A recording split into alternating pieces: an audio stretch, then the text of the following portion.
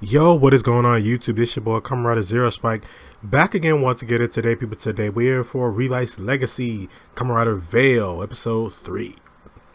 And this episode was only 11 minutes. This is an 11-minute episode where we get basically kind of just about getting to the climax of this spin-off series, which I've thoroughly enjoyed. I have really enjoyed the story of how, the Igadashis became the Igadashis and how this family has basically essentially come together, and also more information on how, we're still we're still like, we haven't really got down to the straight nitty gritty yet, but I do feel like we're starting to hit the climax to this series. But before we get into the video, guys, I would like for everybody to hit that subscribe button, like the video, all that good stuff, hit the notification bell, and thank you everybody for watching. I appreciate all my new subscribers.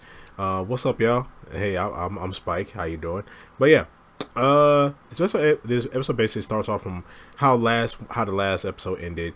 Both Ginta and God, I can never remember the mom's name, but they're both in separate cells and things like that. And we see that they have a talk with each other, and he didn't realize that she was there. So he tells her that this is a research facility to be doing all kinds of experiments, things like that. This is the facility that I ran from. And yeah, he tells her that she's like, I guess my life, she's like, I guess I'm gonna die here.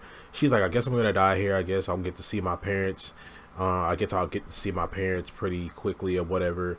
And then she says that it's so lonely and stuff, living alone, things like that. And he also said that, oh well, I'm only, I kind of know how you feel because my parents were killed by a devil, and I'm only just fighting for their revenge. But all I've been doing is just fighting multiple devils and things like that. So they talk a little bit more. We see that Busan is talking to Big Daddy Katsuragi. He tells him stuff like, you shouldn't be using your research for this. Your research should be used for something else, something better, something more positive, stuff like that. Like you can change this and stuff like that. And then we find out that they basically used a devil to go and kill his parents. Go and kill that Noah, the foundation, ended up using a devil to go and kill Ginta's parents, and that's why he's even been brought into this facility in the first place. And Katsuragi, he was there, he witnessed all of that. He's basically given up. He doesn't feel like he has the right to speak about anything. He's just basically essentially given up on trying to stop whatever's happening, because he feels like he's in too deep. He's gone too far now, so he feels like, hey, I might as well just keep going. So Busan ends up leaving, and we see that Ginta's talking to Vail, and he's always telling Vail to shut up. Like, I don't think like Vail in this series seems a lot more calmer. I don't know what, maybe he's just pretending or whatever, but like it basically seems like Vail is a lot more calmer in this series, and we see that it seems like he cares about Ginta to a degree. It's like he cares about him to a degree. And so out of nowhere we see that he tells Ginta, like, hey, yo, you really just gonna let her die like this? Like, you have to do something. So we see that out of nowhere, we see that he starts having starts having pains and things like that. They come in aggressively. I hate how they just throw him around. Like, seriously, like, I hate how, like, this is the guy that, like, is out here killing these devils and things like that when you guys can't. And they just, like, oh, hello, phone.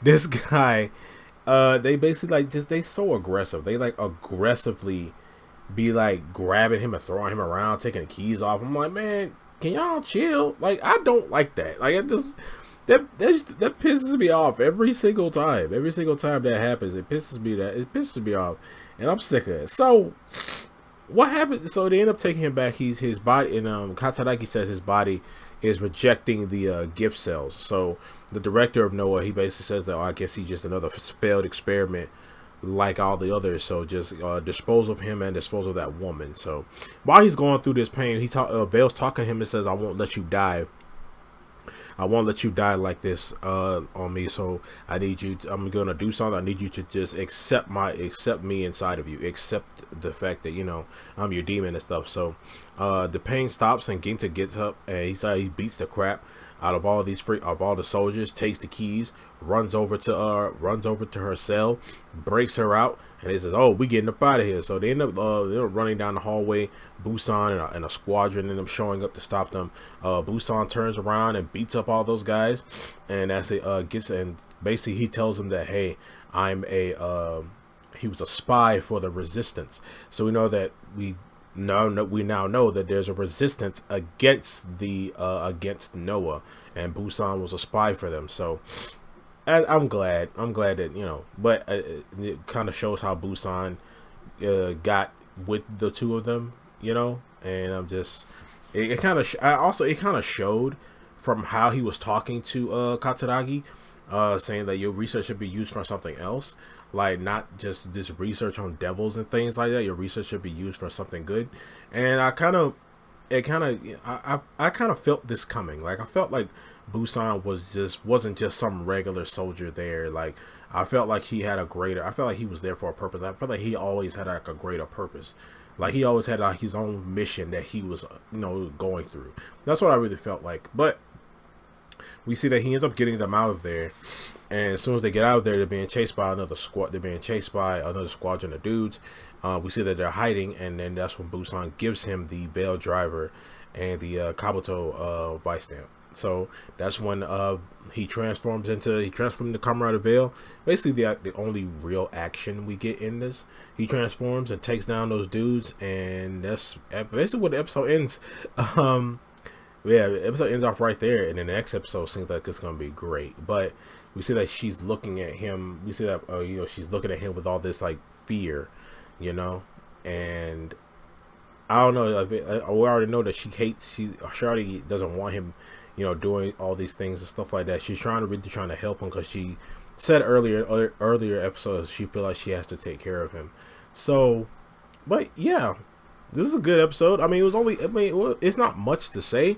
This episode was only 11 minutes and 2 seconds, but I'm liking the progression so far. Showing how we're on the cusp of this series ending, which I have thoroughly enjoyed so far. I like this series. I like how it's nitty gritty. Gives more like an Amazon feel. Like I feel like I'm watching an episode of Amazon's when it comes down to this. The grayscale lighting, stuff like that. Like, it feels like I'm watching Amazon's. But other than that, you guys let me know down in the comment section below what you guys think about this episode. I mean, I must say it's only 3, but I did love the scene where they touched hands through the wall, things like that. Yeah, I also wonder, how are they talking to each other so clearly through this thick concrete wall?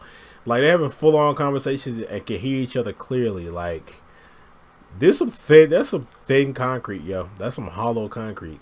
But anyway, you guys let me know down in the comment section below what you guys think about this episode of Kamen Rider Vail. And I will see you guys next time. Remember, stay henshined. Like, share, subscribe, hit that notification bell. Alright, I'll see you guys later. Peace.